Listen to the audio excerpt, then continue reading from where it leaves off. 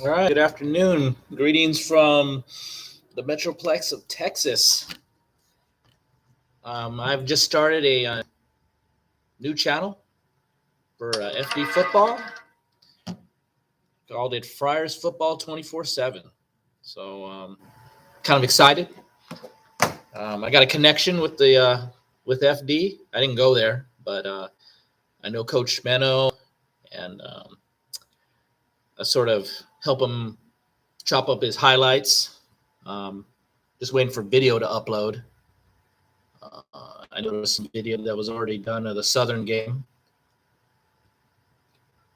which they won 52-0. And then, as you all know, last week, Ukadu forfeited. They had less than 20 players. So, due to the safety for the players, the coach canceled the game. So, now we got the big game coming up with Guam High. It's going to be at Guam High, and I'm pretty excited about it. Um, I think it's gonna be a pick 'em. It could go either way. I'm sure Coach Meno's gonna have the boys ready. He's very respectful of the talent that Guam High has every year. Two really good programs. For those of you that don't follow Guam football, there's 8 teams on island, and FD is the defending champions. They've won 60 games in a row right now.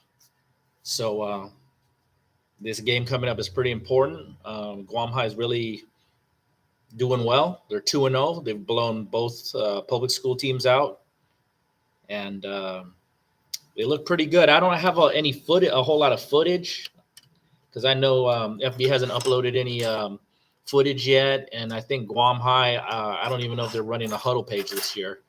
So not a lot of film that I've been able to see, other than I know both teams have put up a lot of points. So it was interesting. There was some gamesmanship already happening with this game coming up. With Guam High has switched over to a freshman QB, and he got the video's already kind of floating out there about him being asked about the Guam High game, and he did a little trash talking. Guam High has done that in the past, and usually it hasn't turned out too well in the past. I think a couple years back, one of Guam High's DNs or linebackers, they videotaped him with a newspaper, and it had Kian Artero on the newspaper. He used to be a running back for FD, so there was a lot of excitement about Kian Artero and the yards he was putting up, and the Guam High player actually grabbed the newspaper article with a picture of Kian Artero, and he teared it right in half. Kind of just like, I get it, gamesmanship. Same thing with this QB from Guam High. I'm sure he's really good. I'm sure they're really excited. So, I get it. But FD, for the most part, they don't do any media stuff, especially the coaching staff. You will not see them do any interviews probably until after the season, and they try to keep everything low key. I know Coach Meno's trying to stay humble, keeping the boys hungry. FD, they don't need a lot of motivation. They're just a machine, a well-oiled machine. They got a system going. So they're coming out to play to win. But, it should be a good game. So from what I've seen, I guess we can talk about these Guam Sports Network. They published the Friar Panther Showdown preview. Okay, I'll just go ahead and read it. Huge regular season matchup on tap for Friday. This is by Leon Guerrero. He usually puts out, but really GSPN puts out a really good preview for the most part. I used to write for GSPN back in the day. I don't anymore, but all good. So the 2023 ISA Football League game of the season is going to be a good one this Friday night. So if y'all are not doing anything this Friday night, 2 a.m. Guam time, hey, head on out. Head out to the game. I think they're pretty laxed as far as at the gate, right? Getting in. So just show up for the Guam High game. If you're there to support the Friars, great. If you're there to support the Panthers, or if you just want to see, arguably the two best teams on the island right now, go watch these guys. So the 2023 ISA Football League game of the season is going to be a good one this Friday. The 6-time defending champion FD Friars will put their 60-game winning streak on the line against the Guam High Panthers. Both teams enter the contest with identical 3-0 records, and the potential top seed is on the line in a regular season game with high stakes. So I thought they were both 2-0. So Guam High's gone on the field twice, and then FD once. So just a little background before I continue reading. If you didn't know, for those of you if you're in the States, Guam is actually playing high school football now, which they should have played in the fall, but they pushed the season into this for the first time in this time of year because there was an equipment issue with the government of Guam. So Rydell provides the equipment for all the public school teams, which all 6 teams are federally funded. Guam High is also federally funded, but they get money from the Department of Defense, and then FD is private school funds. But 6 public schools have to depend on the equipment. So there was like 3 teams that didn't even have equipment to safely play football in the fall. So the equipment came in like January, and then they pushed the season to start in March. They started actually practicing in February.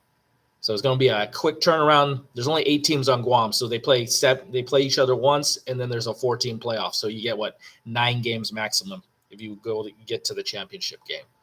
So everything will finish up in May, and then it'll be summer, probably a couple weeks off. Then the kids start preparing, and then they're going to come back and play football in the fall. So should be good. Okay, so the last 2 times these teams met, the Friars came out on top.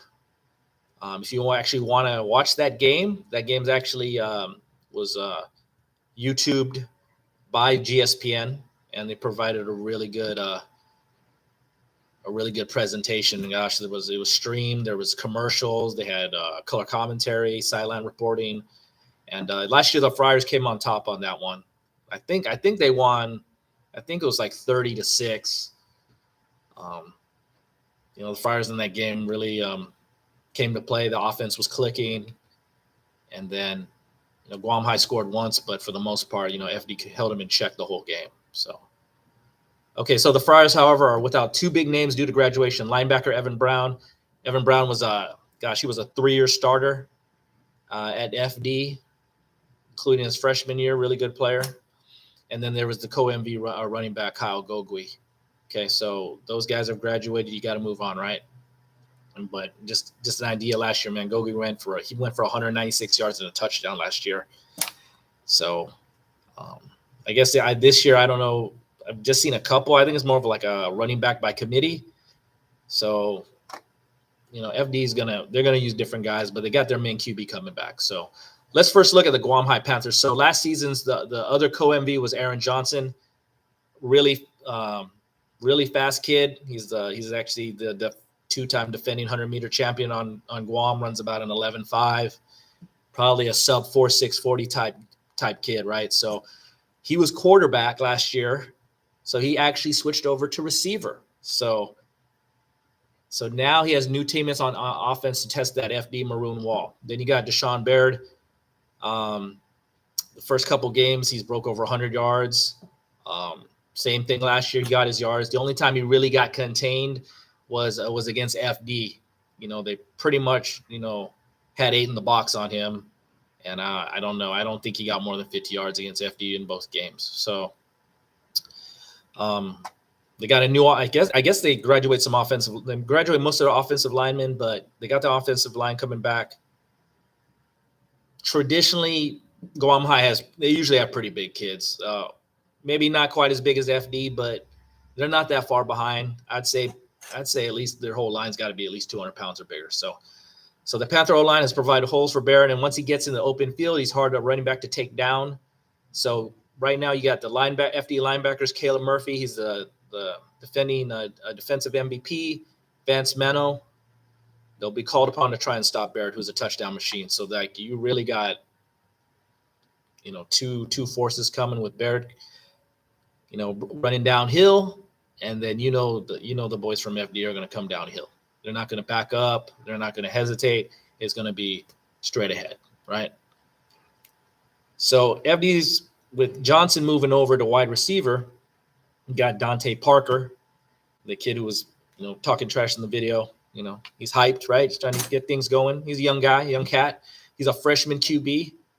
I believe he was playing youth football last year because I kind of recognize his name. So definitely a kid that's already made quite an impression as an underclassman.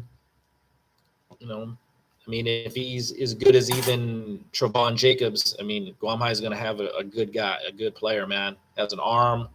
So he's got Johnson to throw to. There's another kid, Joey D'Elia. I don't know if I'm pronouncing that right, and then Cameron Brantley are his weapons on offense. So one thing about Guam High, man, Guam High is going to have speed. They've won multiple track and field titles with Joe Titano. So there's going to be speed. There's going to be some sprinter speed. So FD is obviously going to have to prepare for that like they've had in the past. So on special teams, you got this kid, Elijah Farrell Ayers, has exploded for 2+ yard touchdown returns. So definitely FD is going to have to squeeze, contain, make sure he doesn't, break one. The boys are going to have to make open field tackles. So Ayers said, I still feel that we aren't the top team in the league yet. We still have some good teams to play, said Farrell Ayers via interview after the win against the Sanchez Sharks. Guam hasn't seen the best Guam High Panther team yet, so stay tuned for that, added Farrell Ayers. So that's a good potential. So we'll see if this is the best Guam High team when they play tonight. Okay.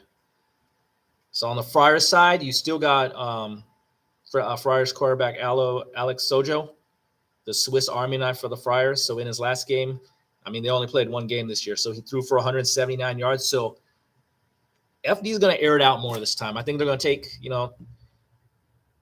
Alex can, he can get that check down pass, but from what we've seen last year, especially in the championship game, Alex, he got a touchdown pass to that freshman wide receiver, and the kid housed it. So 179 yards, 4 touchdowns. I think they're definitely going to test the secondary. And good thing about, FD, they're real balanced on offense. So once they get into field goal range, Alex is I would probably say Alex's best skill set out of his whole skill set is probably his kicking. He's one of those guys that can hit it from 40, 50 yards out with the wind. So he's been instrumental the last time the two teams met. The junior quarterback's very capable of putting up numbers on the air and the ground. So Alex has, he's quick. I don't know what he is track wise, but he's quick. He can get some yards. So we're one team that has our other back. We're going to go out on each game and execute what the coaches tell us to do. Right. So, both these teams are both well coached. FD staff has been together probably the most years, maybe other than GW, maybe Sanchez, but a lot of the coaches they've been around for a while. So I know the quarterbacking is Coach Menno's handling that because Tony Posadas is, I believe, is retired, but Coach Menno does a really good job. He played running back, but he knows the game, so he's going to have the offense ready. So, we already know the Panthers have better numbers on offense, right? They're averaging 48 points a game, and FD hasn't surrendered a point on defense. So that's gonna be the key thing, right? I think Guam High will get their points, but FD is going to get their points too. We got to really see who, both these teams are going to get tested for the first time. They're going to see some real, probably the best offenses they've seen. So we'll see who steps up in this game. Okay. Man, this kid, Tristan Burgos, the rock of the Maroon Wall defense, didn't play last week, right? Had an injury, but he's returning. So, he's going to be ready. So I'm kind of looking forward to that Parker Burgos matchup. See if, Parker tries to scramble, or the matchup between Burgos and Baird, just colliding together. Should be some really good stuff. Something to look for is Guam High's offense against FD's defense, right? Which side will come to outplay the other? In a game of stars, which player or players will shine? Someone will take a strong bid for league MVP. Questions will be answered on Friday. So fans can watch the game live by entering the first gate, first right after the government house, right? Or follow GSBN's social media account for live updates. I won't be able to watch the game live, but I'll be keeping tabs on what happens. So good luck to both teams. I like both teams. I've worked with Guam High before, and now I'm exclusively with the Friars. But I think probably the two, the two most solid programs going right now. You can obviously throw GW in there as well. And I'm looking forward to a good game. And these two teams, hopefully they really push for the public schools to elevate their game. I know the public schools are trying really hard, but there's some good players, and it's just going to take time. But that's all I got, y'all. I'll see you on the next one. Take care.